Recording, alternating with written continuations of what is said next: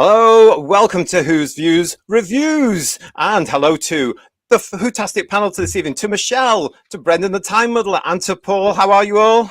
Hello there. Good. Hi, I'm well. How are you doing? Yeah, it's great to see you all. And on this one, yes, here we are in the Doctor's 60th anniversary year. And yes, this had to happen, didn't it? We are going right back to the very beginning because, yes, we're here to review An Unearthly Child. That's the title I will always know it by. I don't care what anybody says, certain Who fans are watching. It's always going to be An Unearthly Child to me. So yes, thank you for joining us. Don't forget to give us a quick like and a subscribe, and also make sure that you are tuning in and giving your views as we go through these epic first 4 episodes for the Doctor all those years ago. So as usual, let's get going with a brief summary of what's going on. First broadcast on BBC One on the 23rd of November 1963. The Unearthly Child was written by Anthony Coburn, and of course, as we know, it was produced by Verity Lambert. Okay, it was designed by Peter Brackeke and Barry Newbury, and we're going to get into that very, very shortly, I think. So let's go back, team. Let's go back to where it all started. So, who wants to kick off with this? Well, do you want to? Can I say we tend to do sometimes about when you first saw it, and I first saw it back in the 5 Faces of Doctor Who, which we touched on the other day there, and I actually was very taken with. We mentioned this in the 5 Faces night that when you had seen these stories, you were quite fond of them. This collection of 5, and this is one of the ones I'm fond of because it is the first full Hartnell story I'd ever seen. Yeah, I think many of us will have similar memories too, because obviously this was the first time I'd seen it with the 5 Faces of Doctor Who. And as Paul's just said there, we did have a look at that the other day. So if you haven't seen that episode yet, go and have a look at the playlist Diamond Dazzlers, because all our November shows are in there. When did you guys first see it? Brendan, when did you first see this one? Yeah, well, equally, same age, I suppose, isn't it? 5 Faces of Doctor Who, so 81, of course. My memories of this are obviously massive excitement to see Hartnell at last. And my memory, if I was on the 5 Faces the other night, I would have said I loved the first episode, and then the next 3, I remember, because we all had audio tapes, didn't we? We're all, trying to record it on BBC Two. And I remember when I played it back, all I could hear was the good incidental music and a lot of kind of, I want fire, I don't want fire, get out. And, lots of what seems like grunts. And so I've got this, my memory is, I love the first episode, because your memory is infected by how you kind of experienced it again and again and again, playing it on audio. And of course, for years and years and years, it was just kind of an argument about fire, it seemed to me, on audio. And then it was really interesting to see it again and appreciate some of the visuals. Well, yeah, I suppose we'll come back to that because that's exactly what I thought as well. Michelle is joining us here live from Virginia. Thank you so much for joining us, Michelle. Oh, you're welcome. You may have seen Michelle on the Chit Chat episodes that we do as well, where she disclosed to me that she's an historian. She knows her stuff. And I'm so glad she's here to keep us in check when it comes to the ugs and ugs that I think the cavemen all did. So when did you? When was your first viewing of An Unearthly Child? I'm a newbie. My first viewing of it was on Sunday. This Sunday. So I am a new. It is my first full Hartnell too. Wow! So this is going to be great for your fresh opinion on this particular show. Here's a bit of news for you. Well, a bit of something that you might not know about here. We didn't get a Radio Times cover for the first episode of Doctor Who, as we know. It's all there in the history books, but we did get this. This was from the Radio Times, published on November the 21st, 1963, and it's one of these things.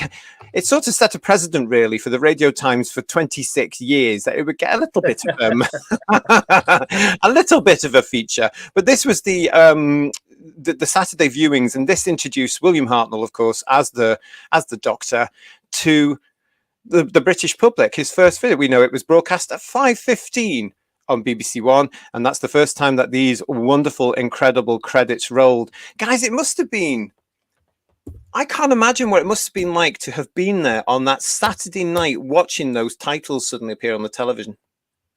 Well, we take it for granted, don't we, with all the Doctor Who entrances, going to the TARDIS, all that kind of stuff. But imagine then, with the titles and the atmospheric fog, with the policeman, the shot of the mysterious police box. Then you go to a school and then later on you meet the Doctor and you get into the TARDIS. I mean, that must have been amazing at the time, but we take that all for granted, don't we?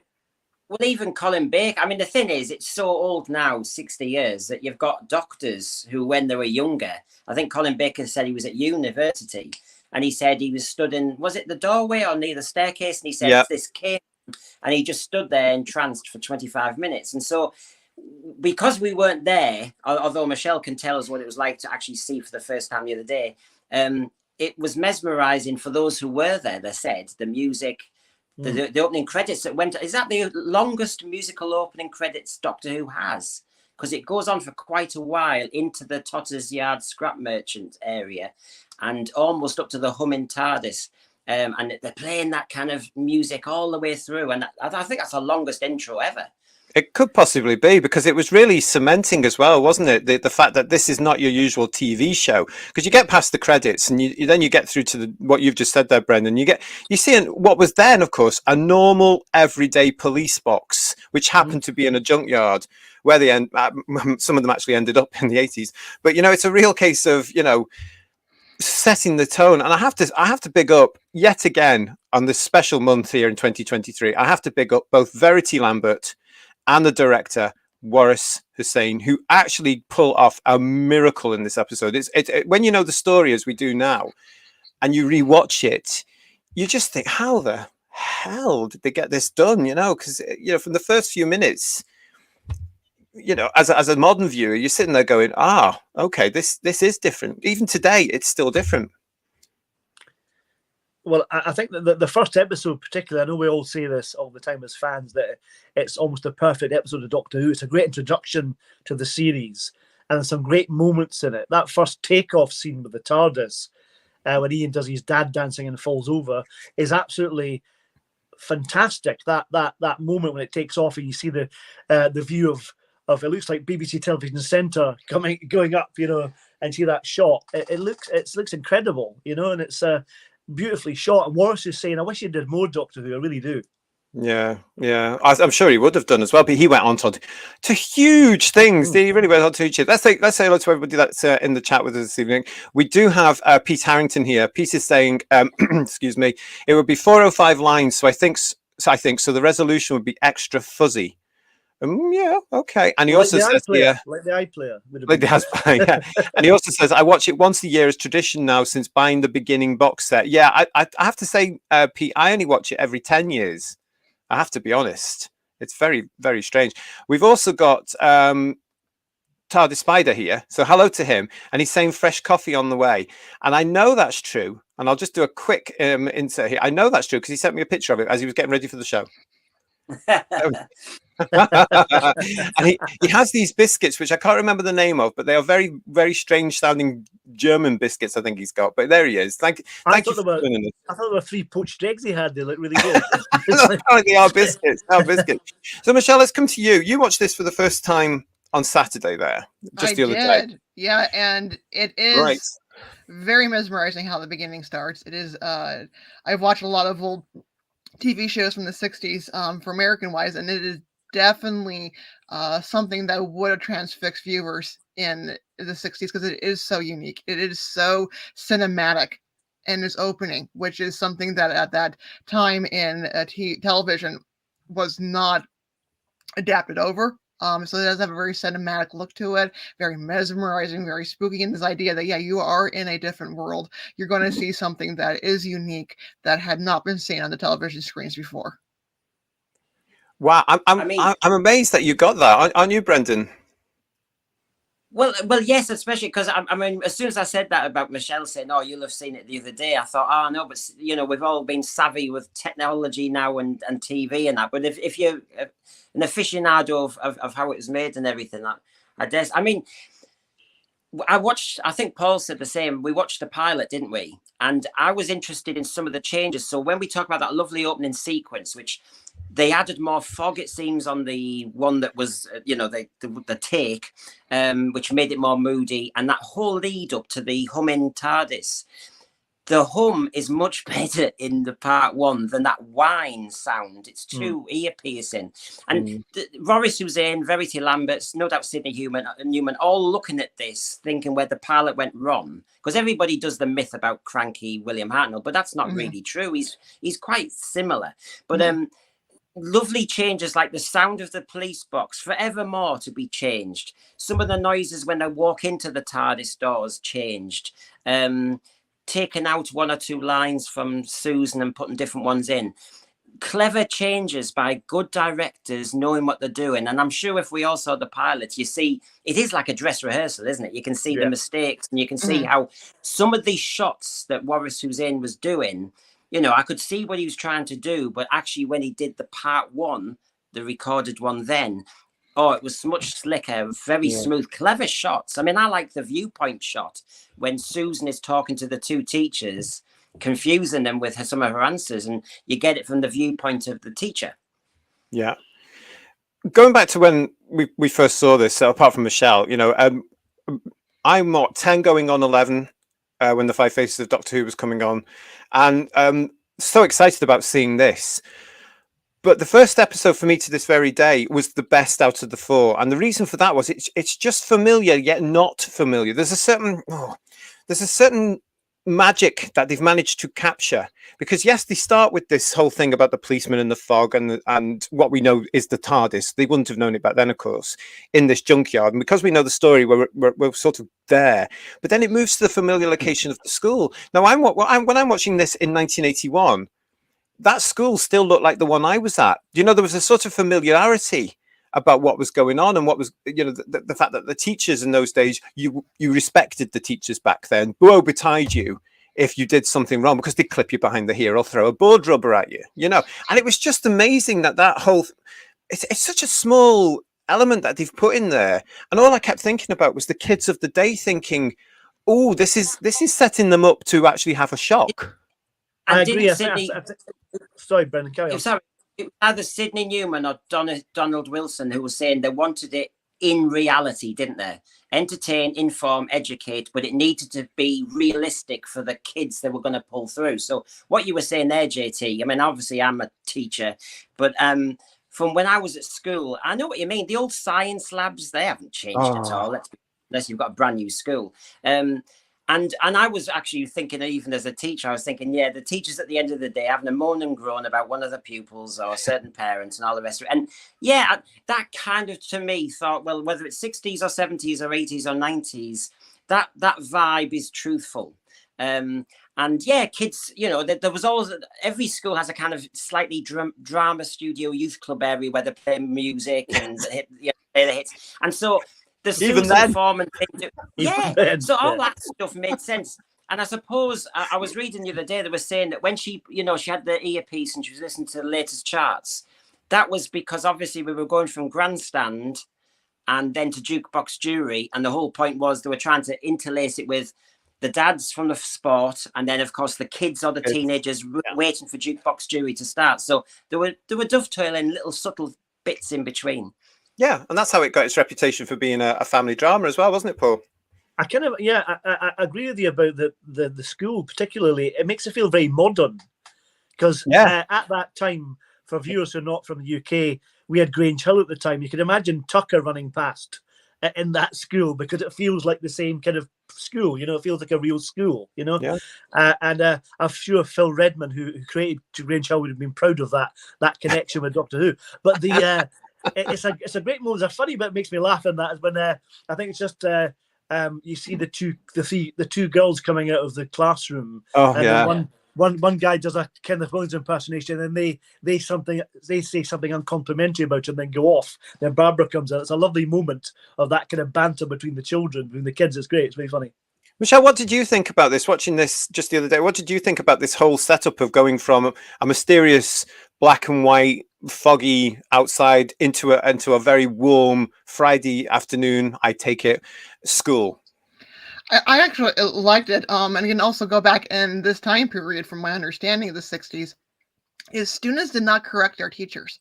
So this idea of this strange child who was completely always correcting her teachers, telling her teachers that they were wrong on science, on history, that was something that would not have been permitted. It was not allowed. And almost today we get this idea that it's the kids who are running the schoolhouse. In this time period, the teachers ran the schoolhouse. They could have told you the moon was made out of blue cheese, and you how things change, would Michelle. not have corrected them. But it also gives this idea that, again, something's not quite right here. Someone is disturbing the status quo. There is a disturbance in the force. There's this child that is not conforming to what Barbara and Ian expect their students to conform to. And that's part of also the mystery of what they want to go and solve, what's going on in her home life. Yeah, it's so brilliant how they set this up, though. And let's talk about the three leads that we meet here, of course, because again, I wonder if anybody new to this, like yourself, Michelle, that's come in, you don't get to see the Doctor for quite a while. No. Our main lead character, he's not there for a while, but it builds it up beautifully. So yeah, we get to see. I mean, let's talk about Jackie Hill in this. I mean, she nails this immediately, doesn't she? Mm-hmm. She absolutely, from the offset that this is a teacher you do not mess with. Mm-hmm. Well, but you immediately warm to both Barbara and Ian, don't you? That they are definitely the way in for the viewer, and they're really adorable characters, don't you think? Well, they're going to be your leads, aren't they? Because this educate, inform, entertain kind of, law that they've kind of imposed on the program. You need the teachers to take the hand of the younger viewers through. And of course, having history and science, you're going to hit the science fiction, the fantasy, and you're going to hit the history. And so you've always got somebody there to challenge it so that made a lot of sense to me. You've talked about Jackie Hill. I mean, and I know when we go through these, this is a fantastic first episode because remember, on the direction front, the sound effects, the TARDIS console, the design, on the choice of actors, all of them, it's like a great ensemble piece. Now, you've just mentioned that we waited a while before we saw William Hartnell. Yeah. RTD echoed that, didn't he, in 2005? RTD echoed that again with the introduction of David Tennant. It's a savvy way of doing it because we have to get used to the realistic worlds the companions are in.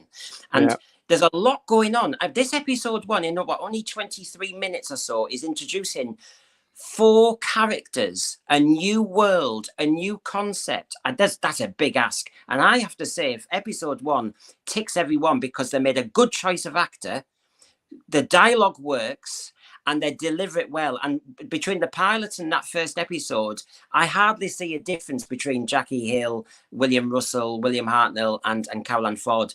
That they're delivering the same echoes and all the rest of it. I know 1 or 2 fluffs of line, but that's by the by. That's right. You can see their characterization hardly changes at all. It's consistent, totally. It really is. It's beautiful what you do. I mean, we've got TARDIS Spider here, building on your point, what you said here. Terry's saying they started taking the everyday item and giving it mystery from the start. And the mystery in this one is junkyard, which, believe it or not, in Britain around about that time were on streets around. I remember them. I remember inheriting them when I was a kid born in the early 70s. I remember them. Yeah. Well, do you remember in the 70s when I was a kid, the rag and bone man would come around, the rag and bone man, collect clothes, and you get balloons or goldfish, or you get a robin mask or something like that when you got your clothes at the wardrobe and got into trouble. That whole yard was going to be around, wasn't it? They were brilliant. And we've got here Peter saying the little fades are nice, like the TARDIS blowing from the door in the skull. Lovely, absolutely fantastic. But they are, as it says here, in the birth stages of creating television, and that's something that I think we all need to appreciate as well, wasn't it? Because this was state of the art from 1963, and this changed in many ways how television was looked at, and this was just from a viewer's point of view, but also from a production point of view. It's amazing. Did that come across to you, Michelle, as a first-time viewer of this? It does. You actually see for the myth and the legend of classic Doctor Who being on the 5-cent budget, you really do see that they were putting out a good first effort. They are trying to stretch that budget to have good looking sets. And also, even in today, it is incredibly difficult to make a really good first episode. Usually the first episodes of many, even going on the classic TV shows, are the weakest episodes because they're still trying to figure out what is going on. In fact, in this time period in the United States, they would commonly film pilot episodes in black and white because it was cheaper, so that if the show didn't get picked up, it wasn't a waste of money. Then if the show was picked up, they would put it in color. So there's many times in the mid to late 60s you would see like the TV show Hogan's Heroes. The first episode's black and white. It's cheaper. The rest of the series goes on to color. And then other shows would follow that in that mold. It's interesting. It's interesting. If you waste it, it's not about a lot of money that's gone down the drain. Well, no, it's interesting because I didn't really know that, but it makes perfect sense, and it shows the difference between what you guys were doing over there and what we had to do over here. Because of course, in Britain, we still only had the 3 channels. We had BBC One, BBC Two, and ITV, and that lasted for decades, didn't it? Really, it lasted until the 80s, really, when the 4th channel came. Brendan, we've got a point here. Oh, hang on. Hard Spider saying, "Are you being served?" Did that? I actually that does ring a bell. It did, didn't it? Because it churned that out. I was going to say, when you look at the 60 years of Doctor Who, we all know from the season 20 we had the 3 companions, and some people say it didn't work. Peter Davison was one who said, but when you go to the original, it was cleverly done because they weren't all equals. So it wasn't like you had 3 companions who could bicker with each other and the Doctor. You had the Doctor and a granddaughter who obviously seemed to act a bit teenage in many ways, although she was unearthly. And then you had the 2 imposters, and they weren't young either. They had authority. So you had 2 teams, really. You had 3 companions, so to speak, but 2 distinct parties, and I think that's how you make it work. You cleverly think it through. Having 3 companions who are all separate, they're not a unit, so to speak, they all have different agendas. That's where it goes wrong. It's just too much to write for. But this is, Ian and Barbara pull together out of necessity, and then Susan fits in, because I was intrigued when you watched the 4 episodes. She still calls Ian Mr. Chesterton all the way through. Well, that's that respect element we were talking about before, because they are still at this point her teachers. So it's Mr. Chesterton and Miss Wright, isn't it? Peter's building on the point where you're talking about there. One is an unbeliever in Ian, and the other is open to it in Barbara. And it is, isn't it? Because when they find that through, I love how they develop. The characters are developing on this journey. This is about them discovering not everything is, forgive the pun, black and white in their world. There is something else that is here, and it's totally alien to what they know. And Brendan, you're absolutely right. The consistency of the 4 performance is amazing. And it is realistic, because obviously as a teacher now, I'm thinking you phone social services if you have a question mark about stuff like this. But in the 60s, you don't follow them home. You don't do that. You don't stalk a kid home. But the issue is, in the 60s, we all know from people telling us, in fact, even in the 70s, people would say, you'd go around to the teacher's house, or the teacher knew the family. And there was a blurring of the edges a lot more, actually, in a kind of 60s and 70s period. So maybe just thinking, we've got a query, and rather than phoning social services or the police, we'll go around for a chit-chat. And I think that's how it was. Obviously, now we all know what we do. And so it has a sense of reality for the time it was set in. And I think that's why it really works. It really does. You can see them making clever decisions and intuitive decisions for people in that time. We have to say at this point, the casting, which we've touched on, absolute genius by Verity Lambert and the team around her to get these 4. I mean, these were the stars of the show as well. It's not like today where you've got the lead or whatever, and then somebody else. At that point, they didn't know that this thing was going to run and run and run. Of course, this was this was it. This is what you were getting for that first year. These 4. What's really interesting, I feel, Brendan touched on earlier about comparing the pilot episode to the first episode. I know we're not talking about the pilot really, but just to draw on the points of development of the Doctor. Hartnell in this particularly, if Ian and Barbara went and met the Master in the junkyard, they would have been treated better than they were by the Doctor, because the Doctor is really mean to them, and that's putting it politely. He tries to electrocute Ian. He tries to kill a caveman, and instigate a stoning, and then to add insult to injury, on the way back to the TARDIS in Part 4, he steps over Barbara when she falls over. I mean, that's not the Doctor at all. It's wonderful to watch. Let's talk about him. Let's talk about him some more. So here we have the Doctor. The Doctor coming up, played incredibly by, of course, the late William Hartnell, the gaffer himself, the one that started it all going on, made us believe that he was an alien. And that's the whole point of this as well, because you suddenly realize through an Unearthly Child, even when you, Michelle, it'd be interesting to know if you get this, but you do suddenly realize that this guy may look human, but he's not. Now, I know we're all looking at it knowing because we're all know-alls, but I think that would have come across in those first 4 weeks in November into December. I really do think that those first 4 episodes, those kids and people watching it would have been sitting down thinking, there's something about this fella. He's not actually the same. Do you know what I mean? I think they would have thought quite quickly, this is an alien. He's completely amoral for this time period. Also, for a show to have the lead to be slightly amoral, the fact that he is foreign, he doesn't abide by earthly morality. He is different. He is, trying to, again, he's an alien, and it's through the companions again that it makes the Doctor a better person. Yes. But you do get this sense that he is, at this point, we don't know how long he's been off Gallifrey. Also, he's a little self-serving. He's trying to protect Susan and himself. In fact, that was the whole reason that they left Earth, was because he says, they're going to talk. They're going to talk about what they saw. They're going to bring their friends. Or we're going to be studied. We're going to be put under examination, and we don't want that. Yeah, I think it's magical. Well, yeah, and you remember the magic about talking about this story is what was picked up by series later. I mean, this is the ingredients of the whole program. So to add to some of the points Michelle was making, I was making notes like mad, thinking, how is the Doctor coming across here? So suspicious, sharp, selfish, as you were saying. Attack is the best form of defense. Patronizing, panic-stricken. Where's the matches? Where's the matches? Which almost was akin to an hello moment. I have no matches. Vulnerable, aged, apologetic. I mean, the Doctor apologized. In the Cave of Skulls. I mean, it was. You had a whole kind of palette of where you could go with this Doctor, but there's one thing that comes through from an Unearthly Child that has been changed and become too lazy, which is he's an anti-hero here. Yeah. Ian is the hero. And I like that. He's as you were saying, Michelle, he's not a rounded character. He's damaged goods. He's alien. And I love that. What I don't like now is when he's like a superhuman being. So you've got here what made it successful. And I love the fact, and I know, we had the balance of the characters here. It was a bit like the Harry Sullivan was set there in case it was an older Doctor.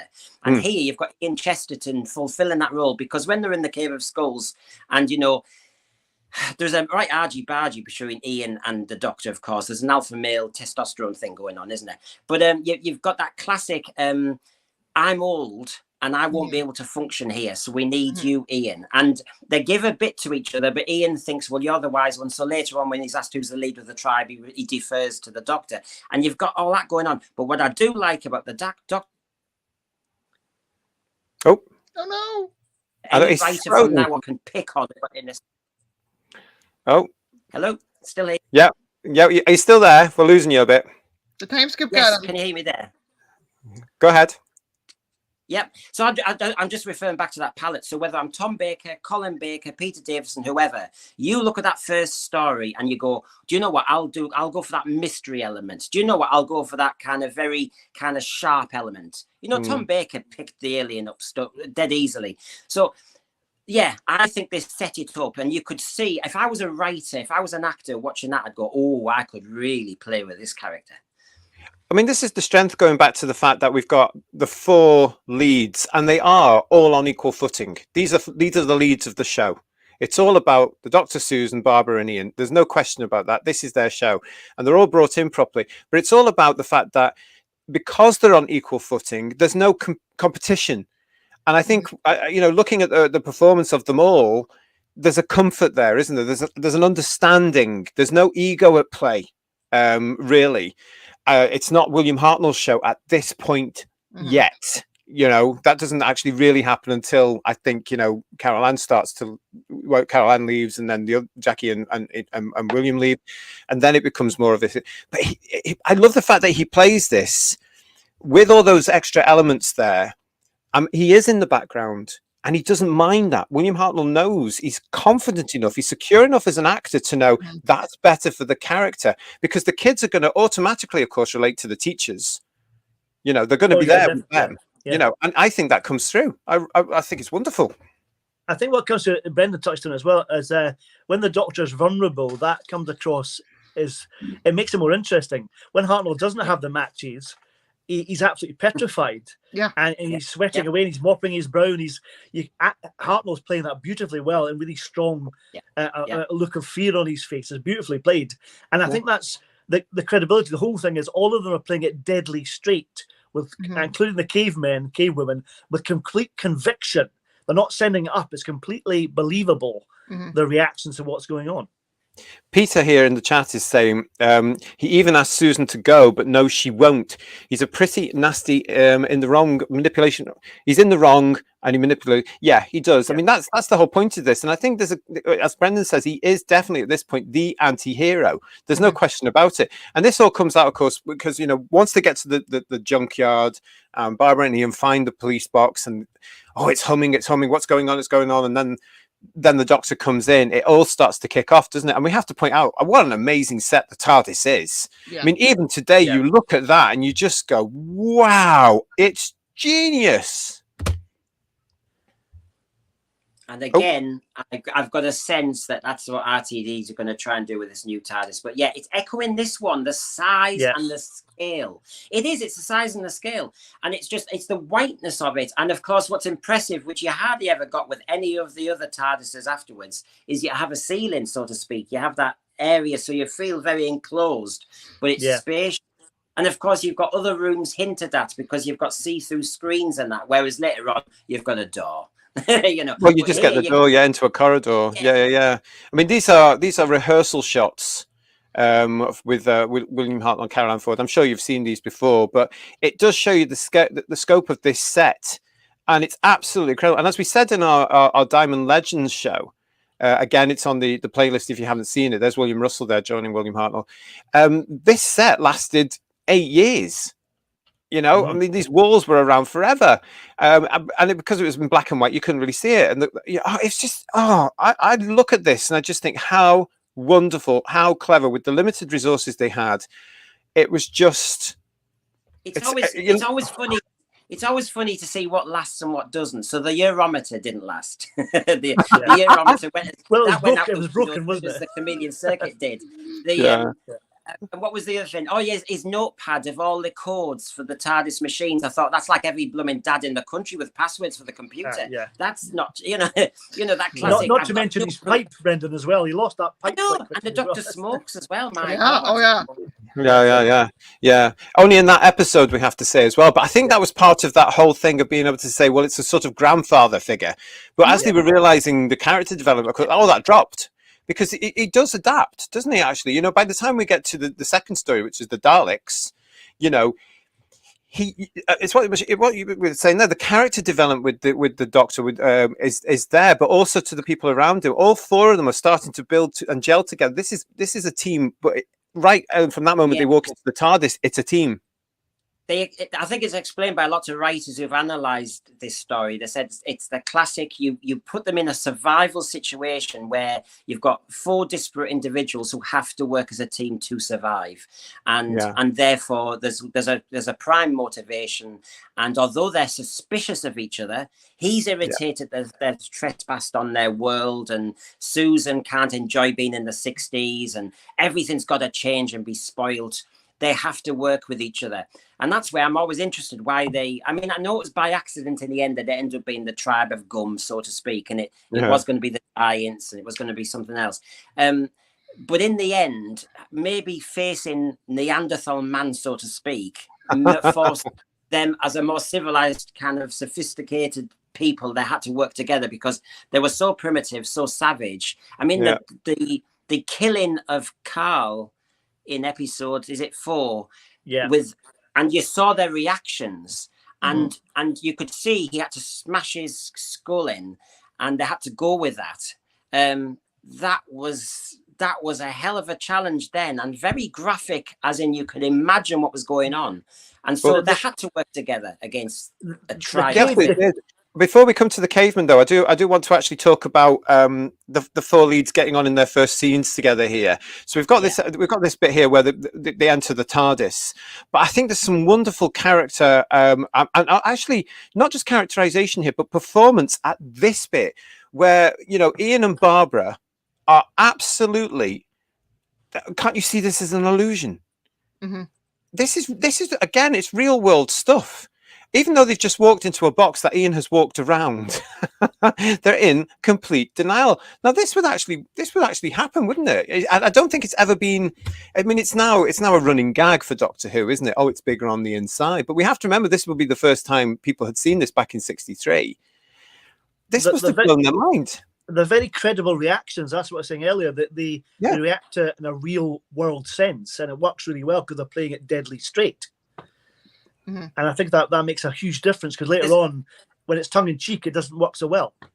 Both sides patronize each other as well. It's interesting because the teachers patronize Susan, saying, "Come on, this is a game," and then the Doctor patronizes them by comparing them to Red Indians and seeing a steam train for the first time, and the children of his own world. Yeah. And I have to say, can we say, because of all this working out here, we've got to call out episode 1 as well, because it actually sets up what Chris Boucher did later in Robots of Death, the famous scene with the 2 boxes. It's in this scene because he talks about a box, a building in the television analogy. It's set up in part 1 of the very first story. Yeah. It's not clever doing it later. He did it now, Anthony Coburn. Yeah.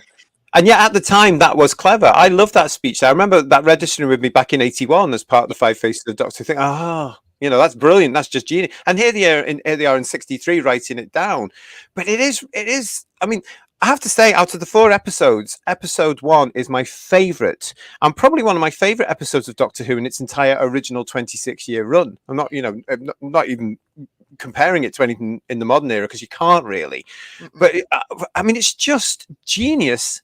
And proper British telly, because what you've got is 4 actors playing. They're just doing what actors did properly. They're acting, they're building character, they're listening to each other, they're aware of the surrounding, they're doing all the stuff they should be. They're in the right places at the right time. Yeah, I think the whole thing is magical. And those scenes where they're in the TARDIS and they're trying to convince Susan she's insane, and she's so desperately saying, "No, I'm not real." Yeah. And William Hartnell again, the Doctor is in the background again, like you're saying there, Brendan. He's in the background, just yeah. It's just brilliant. I mean, I love the tension between Ian and the Doctor. Don't you think you're being rather high-handed, young man? You're a tiresome young man, and then Ian turns, you're a tiresome old man. And they're going at it, really. They're testing each other out. I don't trust you. I don't trust you. And what we see in the 4 episodes is how they're sure that's worked out. And taking your point, JT, that these have never worked together before as actors, the power in them is they really go at it. Episode 1, and yet they're happy and safe in that they're not actually pushing their luck and egos and all the rest of it. It works really well. You do get the feeling that because they would have been aware of themselves in the industry in 1963, they would have all known who William Hartnell was, for example. They would have known, and Jacqueline Hill, Carol Ann Ford was up and coming as well. She'd done a lot of work by that point too. So they would have been all aware. It's as though they've hit the ground running with the respect for each other, isn't it?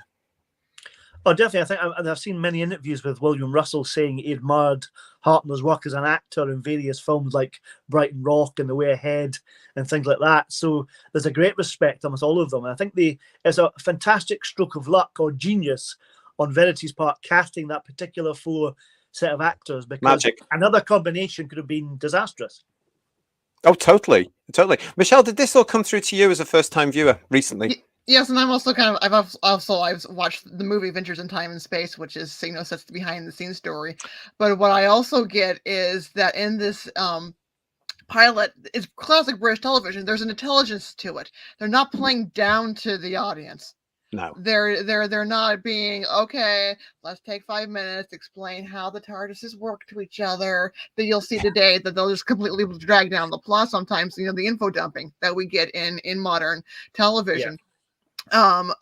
And they have that clever interplay between Ian and the Doctor. Well, you're television sits inside your house, and it has you can see a wider role to it. So in that way, you have this clever dialogue that's also explaining something, and you see this intelligence of writing and scripting for a first episode. Again, and first episodes usually are not the best, but you see this intelligence, and they're setting up a lot of things that you're going to see in the rest of the 26 year run of classic and into the modern, of the conductors and the companion, and going into these foreign worlds. Sometimes I love the broken chameleon circuit. That was the first time it broke down. I love that idea. I love that. And they actually.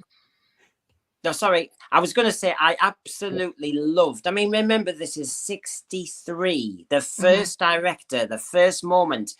They didn't do it much since, but the TARDIS doors open and we see this other world, and you see inside the TARDIS. I mean, that as a kid, I loved that. That's what I liked. It was always a cheat when they opened the doors, but you didn't see, and they cut to the next shot. But to see, I mean, the massive TARDIS doors open, and then you see just outside. I think that's magical. I loved it when you see the exterior and the interior. It works so well in black and white as well, because the cyclorama, when they go into the desert, and you can see the cyclorama at the back, and it's a great, it's a fairly basic set, but it works really, really well. Yes. And as Michelle said, I really like the fact when they discuss the broken chameleon circuit, and it's done almost matter of fact. When Hartnell says, "Why hasn't it changed? How disturbing," etc. That's brilliant. That's a great shot, JT. That's one of my favourite bits of Hartnell from that story. And when they leave the TARDIS as well, from the point of view of you go outside and then the door's shut behind Ian, that's a lovely touch when the door closed behind him and he's completely gobsmacked that they're outside. And that image of the TARDIS with the caveman looking on at the end of part one, the image of the TARDIS on an alien landscape, a police box on this landscape, is so weird, but it just works, doesn't it? It really does. But like Michelle said, there wasn't much explaining. You had to really go, what's going on here? What's going on here? So when he says the chameleon circuit's bust, and then Susan does a quick line about sedan chairs and stuff, that's it. You digest that, and that's it. You really don't get much more. You've got to go with it. Because the chameleon circuit is, and it changes, and so sometimes it's this and that, and it still goes, well, sometimes it's a sedan chair, sometimes it's this or that. Apparently, it got broken today. We don't know. Yeah. Just look at the Paul McGann TV movie. That shows how not to do that part. Well, it's so true, isn't it? But you're absolutely right, guys. What happens there is you don't need any more explanation. You move on. That's what people did. They got so used to the TARDIS being a police box. Guess what? It's still there today. The form of a police box. It's amazing. Let's have a look and see what the guys are saying in the chat here. Peter's saying there's an amazing, iconic shot at the end of part one. That elongated head, the very alien on first view. I mean, it is that lovely shadow they've got there. Gary's joined us. Hi, Gary. He's saying Ian and Barbara would need lifelong counselling now, and it would, because that's how characterization is looked at now, isn't it? It's not looked at anything other ways now, and of course they'd have to have the predictable romance now, which is nonsense. What we've got here as well, so much in about just 24 minutes. It packs it in. It really does pack it in. What's this? The school teacher's being told off by a superior school teacher. They are children to the Doctor. Totally. And I think that actually comes through, doesn't it, really, in William Hartnell's performance. Peter's mentioning about the TARDIS. It hasn't changed, Susan says. They've been traveling and they found the Doctor's notebook. Yeah, it all comes through in this one, doesn't it? So we do, but at this point, the Doctor basically kidnaps them to save Susan not leaving the TARDIS. It's a very dramatic point, isn't it? Susan shouting, don't do it, don't do it, don't do it. But he does it. It's all about him. He's not prepared to lose his granddaughter. He pulls the lever and off they go. And we get that first dematerialization sequence, which you mentioned earlier, Paul. It implies it takes off like a rocket as well. Now that actually stays with certain aspects of Doctor Who, especially in the Target books and certain other stories as well, for 20 years, really, where they think it takes off like this. It doesn't.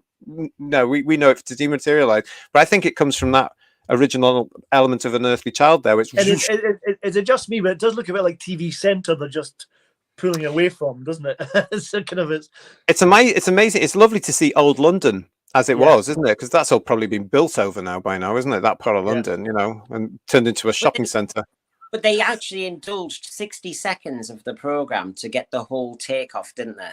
And you got all the special effects. You see, how many things did they get right in that first episode? I mean, they got the sound of the TARDIS. It's never changed. That lovely kind of, discordant key on the piano.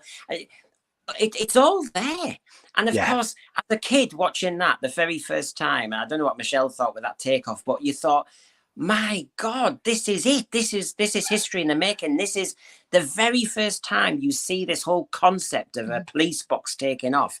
And I think I enjoyed them indulging it and really going for it. The only thing, we were saying it just before we started the program, but the Ian doing the disco dancing and they all fell over and collapsed I mean, it obviously was a very disturbing takeoff, wasn't it? It was a dramatic takeoff because obviously ever since they've never been like that. So whether that even the Doctor's affected by it. You see Hartnell looking really distressed by the event as well, which is brilliant. Yeah. He looks quite pained, doesn't he? Yeah. I mean, I know he's taken off in a rush because he's so determined to keep Susan in the TARDIS, and he's doing it very selfishly. But I reckon in the story he's just gone blah blah blah blah blah blah, and bang. I mean, to be fair though, they do bring it back in series 1 with Eccleston. Yeah. There's all that shuddering around, and at one point, him and Rose are on the floor giggling because he's done something. I don't know. So it's again, that's that throwback there. The continuity is there to say, well, sometimes he gets it wrong, but you're right. It gets smoother as he gets to know the TARDIS a bit more, and as the TARDIS is obviously getting to know him. But it is amazing. That whole first 25-minute episode there is stunning. And I'm glad you saw this, Michelle. It's stunning British television. It's old British television. It's just classic drama. It's also futuristic because this is still 6 years before the moon landing. I mean, so this is also 2 years before Star Trek. So this is new and futuristic. Star what? Sorry, what's that? Star Trek. This is still 2 years before Star Trek. I mean, what's that? What's that? But it is, and that's something that we keep forgetting. It's 1963. You're absolutely right, Michelle, to bring it out. We Brits are ahead of the game there when it comes to science fiction on television.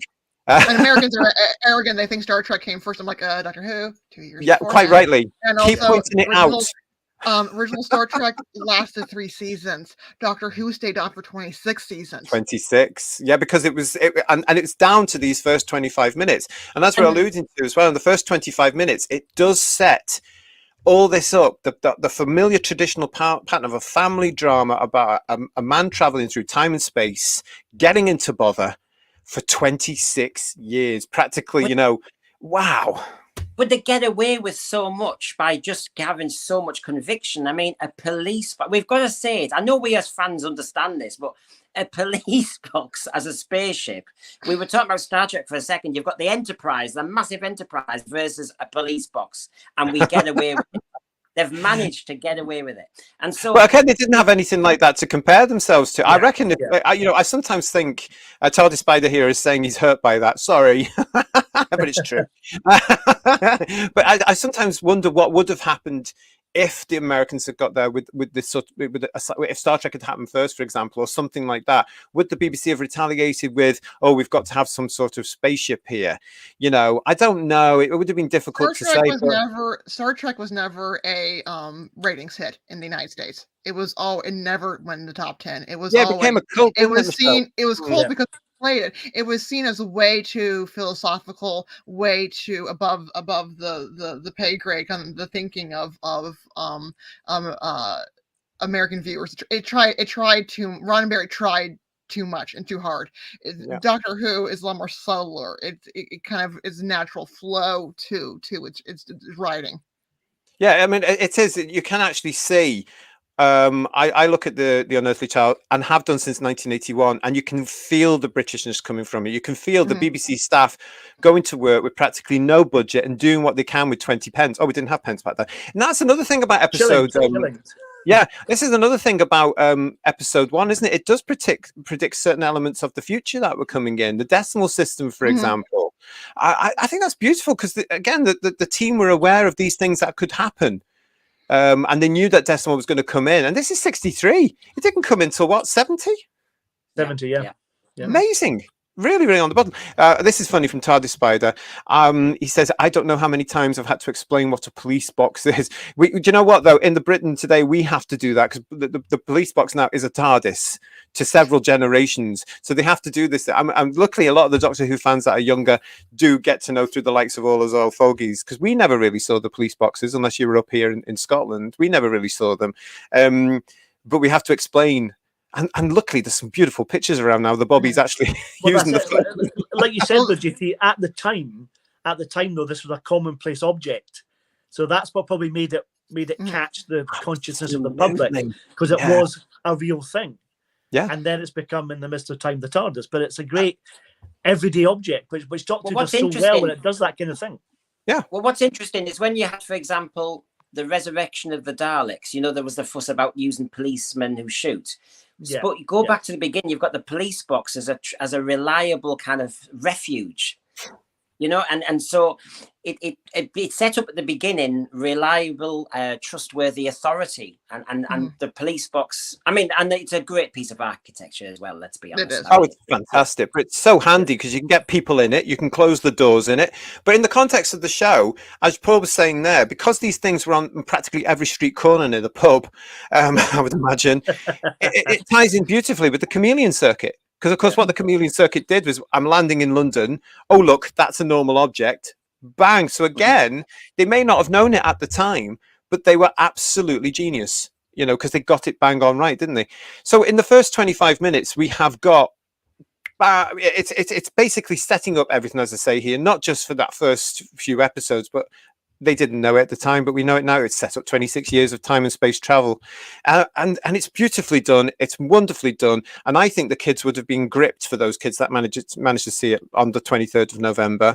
I think they would have been like, oh, okay. And because it's got this little thing called a cliffhanger in it, that beautiful cliffhanger where you get the shadow coming over the wasteland towards the police box, and to see a police box where it shouldn't be like that must have been a bit of a thrill for the people watching it as well, because it's not, you don't see a police box back in the waste like that, do you? I'll just show that other off. I wanted to do a different picture here rather than the one we all know, but even in this rehearsal shot, it looks really out of place, and that was the start of this, wasn't it?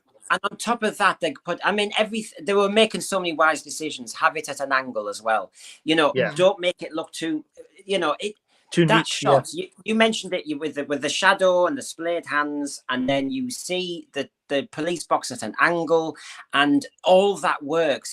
Every decision is working. I think if it had been flat center, wouldn't have worked at all. It looks as though it's had a rush. It's been an emergency takeoff and landing.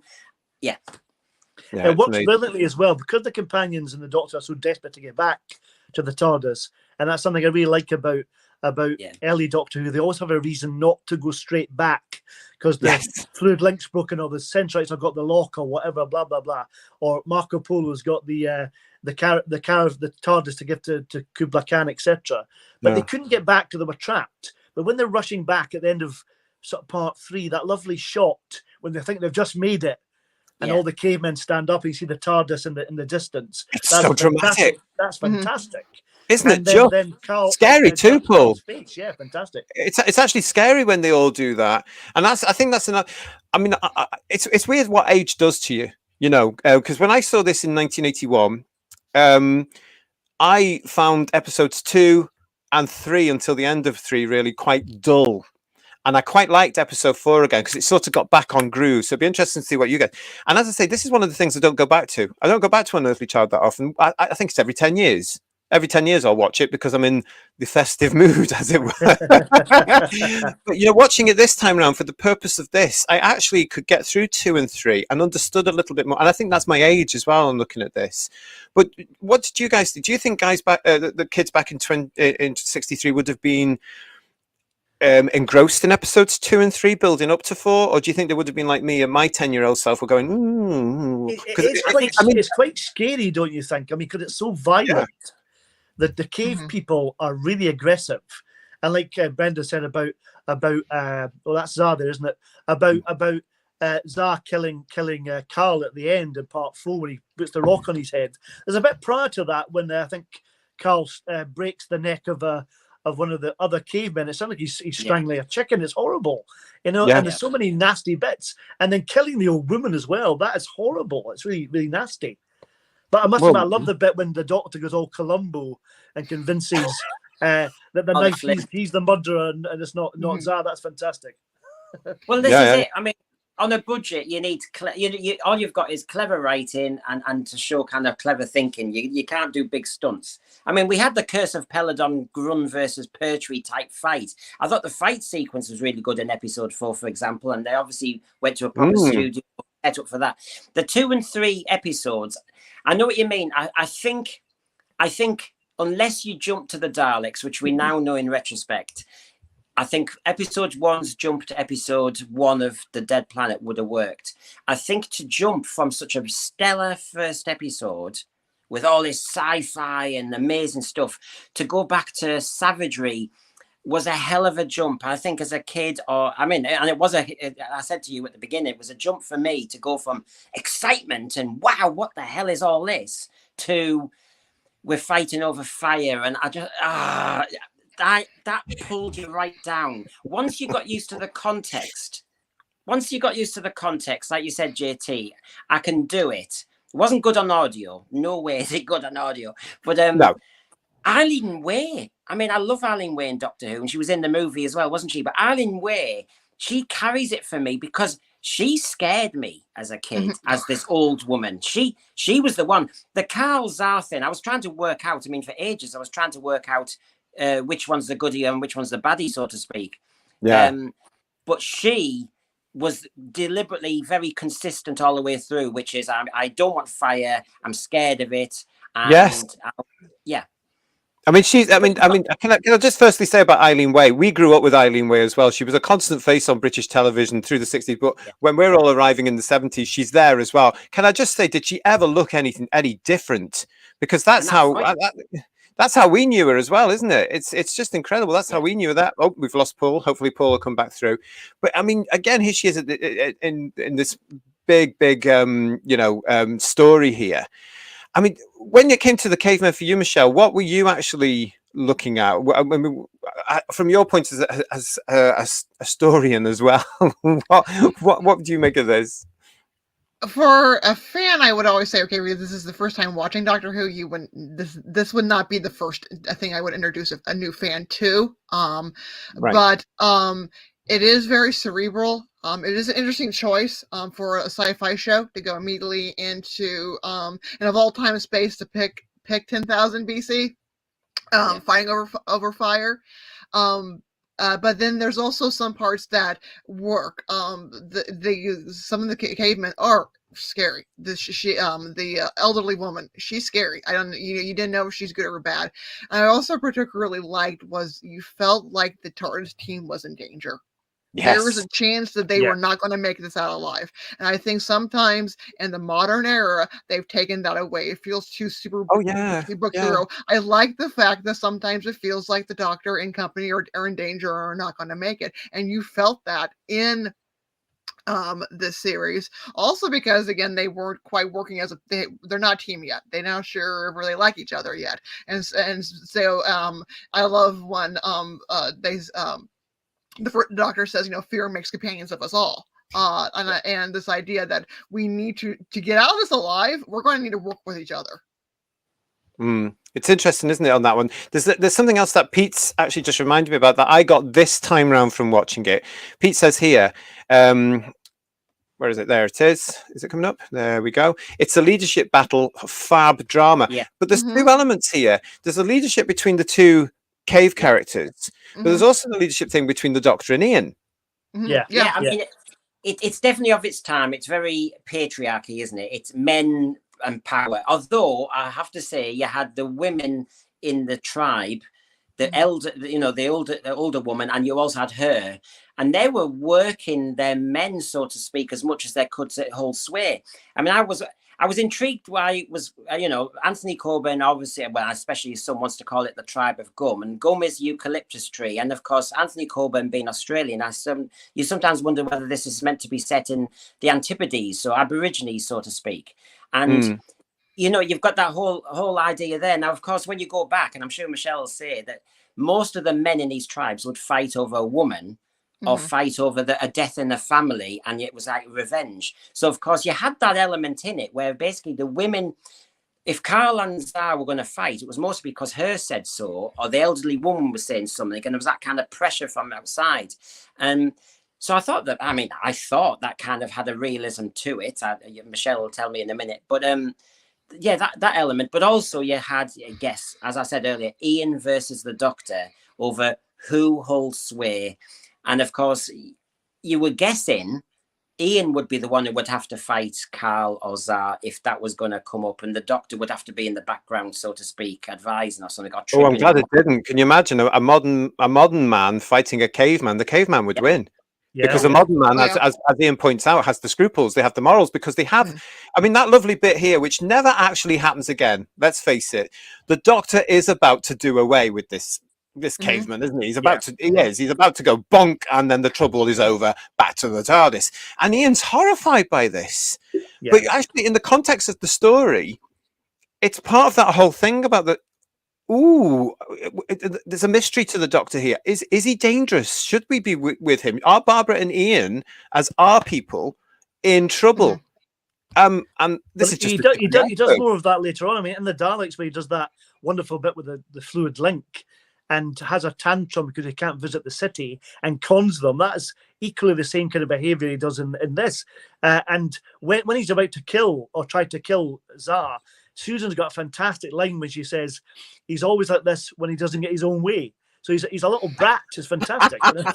Well, this is why I think that the inclusion of human beings around him is actually good for him, because we see him mellow. So when he gets to the point where where we are now, for example, he's practically human now because he's had all these companions around him for all these decades. It's great. I love this. TARDIS Spider said here about Barbara, and I love Barbara. I think she's forgotten an awful lot in the companions lineup, if you like. But here she is, the first.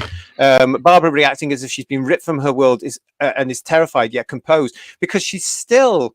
The way Jacqueline Hill is playing her, she's still a teacher in that sense. She's still got that confidence, but she's also suddenly realizing gently, I'm in history here, and what does she teach? And that is part of the characterization as we go through this first series, isn't it? Especially when we come to the Aztecs and stuff like that. She's loving it. And she's the one, they've nearly got away. She's the one who breaks cover and says, we've got to help this man who's been attacked by some sort of yes. And she's the one out of all of them. And so it's a moment for Jacqueline Hill, because it's still very male, 1963, in who's cast and who's got the main line, so to speak. So Jacqueline Hill gets that moment to show compassion. She certainly does. And also to sacrifice yourself, because the way these savages are acting, they've now just put themselves back into peril, but they want to do the right thing. And so you've got humanity versus being alien. And of course, that's something that's been in 60 years of Doctor Who, where you get that element where sometimes the companions have to pull them back. I think of Waters of Mars, when, of course, Lindsay Duncan's character had to pull a very, very arrogant David Tennant Doctor back. You are not Time Lord Victorious. It's interesting that it can all turn around. Gary's saying here as well, it's a simple environment. It's not high tech, which makes it more frightening in a way. I suppose it does, Gary. I get your point there completely, because it's a case of basically saying you understand that they've gone back in time to a time where they shouldn't be. The birth of humankind, basically, isn't it? It's the start of the whole evolution process, and oh my goodness, it would have been horrific. It comes through in the script. Can I just say one thing that's amazing about how they do it in Unearthly Child that actually was made into a bigger thing later, which is, we've mentioned the stoning element. We've mentioned the Doctor about to kill somebody element. Well, that moment when he's about to do that was end of part 1, Mordrin Undead with Turlough. It was a bigger moment then. Whereas in this script, it was just part of a scene. I don't think the incidental music gave you a kind of musical signal or anything. It was just, he's going to do that. The stoning is like in Mysterious Planets with Colin Baker, and they all stone him, he gets his umbrella out. They're made into cliffhangers later. These are all just tiny moments in a very brutal episode. The difference with this is it's part of that whole thing about, as I say there, we don't know who the Doctor is. It's Doctor Who. And that actually stays for 6 years, that whole element of Who, because you don't know anything about him at all for the first 6 years of the show's life. And I think that's amazing. As Gary was saying about being frightening, it's a scary atmosphere when they go to the Stone Age. That soundscape of the wind howling in the background. Oh, beautiful! It's such a barren place to be, and it adds to the desperation of it. And we've not mentioned Norman Kay's music. Norman Kay's music is really creepy. Let's mention haunting music in the story, don't you think? Yeah, well, let's just mention the Norman K music because it's on here now. You know, because it is stunning, but it would have been like unlike anything else on television at that time. This is the important thing. So you've got the theme from Ron Grainer and Delia Derbyshire. You've got all the sound effects from Brian Hodgson, like the TARDIS, etc., what have you. And on top of that, you've got Norman Kay's soundtrack, which is incredible when you look at it, especially now with, you know, our modern eye. You know, there is a case where you just think, my God, it must have been thrill for 4 weeks of this thing, because it was just all new, brand new. It's very creepy. Is it like a harp or something? That kind of plucking of a string that kind of, as we creep through the forest, or we're in the Cave of Skulls, and you know, I've got it written down in my notes that who wrote this music, because of course so many things are mentioned from this story of firsts and amazing kind of gadgets and everything introduced from the TARDIS scanner onwards. But yeah, I've never heard anyone talk about actually the music, but the music really makes it. It really adds to the atmosphere. And I remember, because, you know, I was obsessed with the audios, and I was saying how sometimes the dialogue was a bit dreary, but the music was what I remember, the audios big time. Yeah, because there's a hell of a lot of actually, if you look at it, there are parts of the scenes which are silent. And that's where the music really kicks in. So that's why you remember it, because I remember it as well. And it is mysterious and it is a bit spooky. But I just love the fact that, you know, youngsters would have been watching this and being a little bit scared. And it's these episodes and then the following 7 that come after it that really cement the fact that, hang on a minute, the parents may have to be in the room with this show as well. You know? Because it is a little bit, hang on a minute. I kind of missed your chat about the ugh dialogue, because I'm having technical difficulties for a minute. But I don't know if someone mentioned it, but I'd read somewhere apparently originally the dialogue was going to be ugh, but then they decided to make it more a convention of English, like the TARDIS circuit was working and they're translating for everybody. Well, Derek, I think the actor for Karl Ozar, Derek Newark, anyway, he was asking the director, he was asking, they can't sound like British received pronunciation and darling and all of this. Yeah. How are we going to do this? And of course, I think there was a decision. Well, I know, but we can't be authentic caveman because it would be decipherable. And I think that's, you know, hard challenges for the actors here about how do we do this? Yes, definitely. And some of the dialogue really works, though, don't you think? I mean, I put the thing in there, with fire it is day. That's a fantastic line, don't you think? Oh, yeah. And the way the TARDIS is described, was it described as a tree or something? You know, that the strange tree. Yeah. I mean, and they're wearing skins, wearing foreign skins. Yes. Yeah. I love the line where when they're going to go back into the Cave of Skulls, and right before they see fire for the first time, and the main caveman says, "I must hear more things to remember." The leader would have things to remember. Yes. I mean, that's just beautiful dialogue. Yeah. And true. Because again, he's trying to be the leader, and as the leader, because again, this is a time period before written language, everything is oral tradition. Yeah. And so to be and they believe, and there is some anthropological studies that the leaders were picked on their ability to bring down game, protect from foreign tribes, but also because he remembered, he learned all of the oral testimony of the history and religion of his tribe. And that is also how the leader got picked, was because he had the ability to remember and to speak and to pass down the next generation what he had learned. Yeah. Wow. And you've got the classic again, which has been in Doctor Who all the time, which is the fear of the outsider. So Carl trying to integrate and being unsuccessful because he's seen as highly suspicious. Yeah. I know. There's actually quite a lot. I like looking at it now at my age. I'm interested in actually, and Michelle was hinting at it there, that, you know, the challenge to the man who's got to be a leader, show leadership skills, and yet he hasn't got the capability really. You've got Carl, who's the first ever propagandist. If it's Neanderthal man, he was spin doctoring his way, saying Tsar killed the elderly woman. He was spin doctoring. I mean, he's up there with Alistair Campbell. My God. I mean, it comes through on these characters very well, doesn't it? Actually, you know, that they may be cavemen, but actually, what has come to the fore is the fact that you've also got the it's very similar to what would have been going on in society, and to this day, even more so. You've got these battles. Who's going to be the leader? Who's going to do this? Who's going to do that? I mean, that still continues in society today. Well, it's William Golding's Lord of the Flies, isn't it? Totally. It really is. Yeah. It really is. And the fact that the Doctor comes into a fore here. This is where he comes from, out the background we were talking about earlier, and comes to the stage, and he proves that the knife hasn't been used. And then the idiot goes, yeah, but is the other one. Aha! You know, and this week's villain is you. And everybody suddenly realizes, you know, and so that's him done as the leader then, isn't it? You know, it takes the Doctor to actually say, right, I've had enough of this now. I want to go home. I love that, Becca. The Doctor goes all Columbo on him, which is fantastic, don't you think? Oh, it's just brilliant. But actually, from the audience's point of view, it actually brings out the fact that a little bit more about the Doctor. Because I mean, when you look at this, when you're in episode 4 and they're running back to the TARDIS, and they get back to the TARDIS, it disappears. The cavemen are all like, you know, I think there would have been a little bit more myself, but there we go. You know, you've got all that element of stuff there. But at this point, you're still, if you must have been a first viewer, and Michelle, you can tell us here if this is right, but if a viewer of 1963 still not sure about him. No, you don't know if he's a good guy or a bad guy yet. You don't know who the hero is supposed to be. Is it going to be Ian, or is it going to be the Doctor? You don't know who is going to be triumphant in this battle. And you see moments where the Doctor and Ian both have moments to shine. They're both heroes in their own story.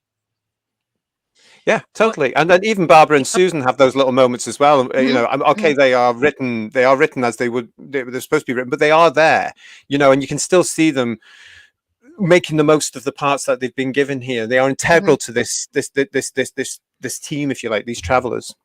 It's interesting because if you think about it, in the 60s, if your granddad would be a kind of Victorian Edwardian type, distant figure, and so when you look how William Hartnell's Doctor, you've got all those elements to it, which even Peter Cushing's picks on it when he's in the room he's in the movie before they start the adventure.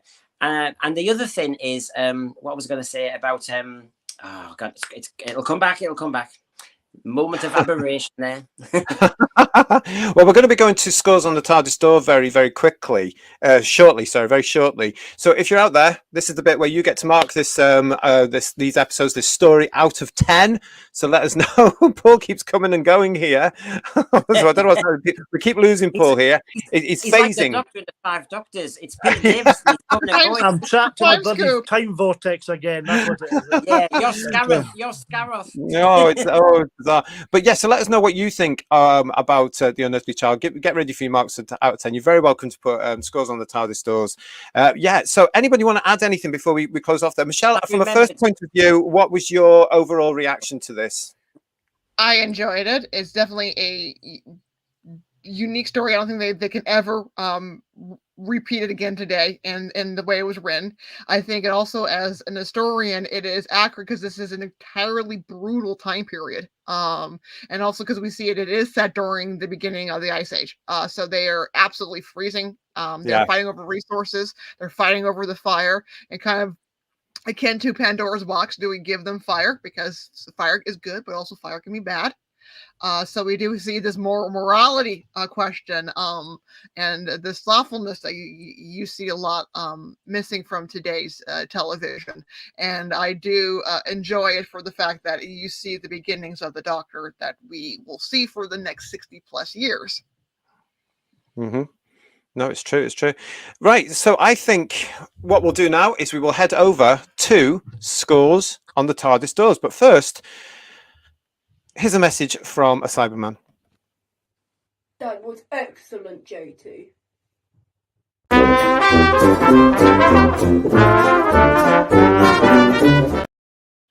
It's Teddy the Cyberman there telling us it was excellent, and I think it actually was. So we'll start. Michelle, your score out of 10 for the Unearthly Child, please. I will give it a 7.5 for introducing the Doctor. Seeing the beginnings, it does get a little bit slower in the middle. There is some forced screaming from Susan and Barbara, as my dad referred to it as overacting. But hey, she's having a very bad day. I would probably be screaming too, to be honest. I think I'd be screaming too with that sort of day. Being a lot of whining and screaming, and ever I broke my nail, it's over.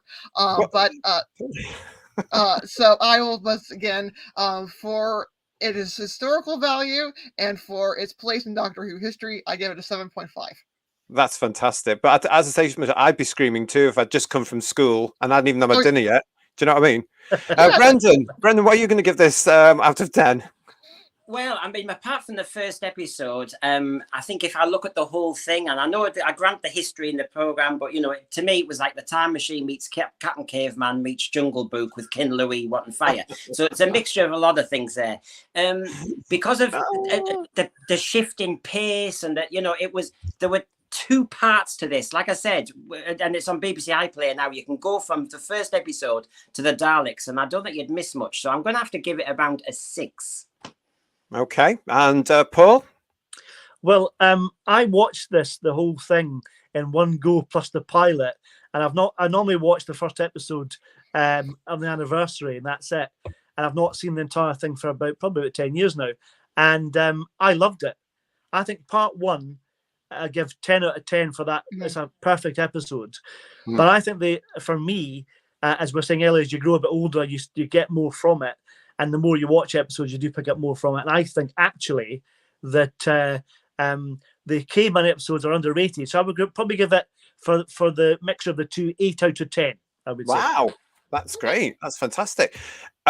Myself, I have to be honest, this is not a story I go back to at all. It really isn't. It's one that I know is there. But as I say, it's practically once every 10 years I'll go and look at it. I was actually, being honest to viewers, I was a little bit sort of, we're going to do The Unearthly Child as part of our 60th anniversary celebrations. Of course we are. We're going to review it. And I wasn't looking forward to it. But I have to say, I really enjoyed it. I've always loved episode 1 since I first saw it as a 10-year-old in 1981 as part of the Five Faces. I've always loved that episode. I don't mind part 4 as well, because that's when they get back to the TARDIS, basically. But on this, I have to say, really enjoyed all 4. There was something in there that I've noticed. I just thought, this is great. This is really good, and it's really low. So because of that, I'm actually going to give it a 7. I'm going to give it a 7. The whole episode is a 7. Let's have a look and see what you're saying in the chat. Pete Harrington is saying first episode is a 10. Oh, I love it all. TARDIS Spider is saying 10.5. And Gary's being naughty. He's giving us 2 scores: 10 for episode 1, 7 for the rest. Okay, that's fair enough.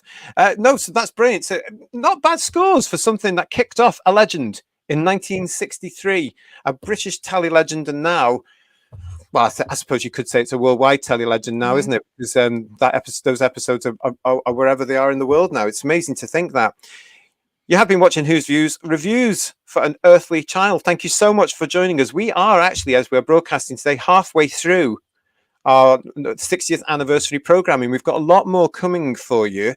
So we are building up, of course, to the return of the Doctor on the 25th of November here in 2023.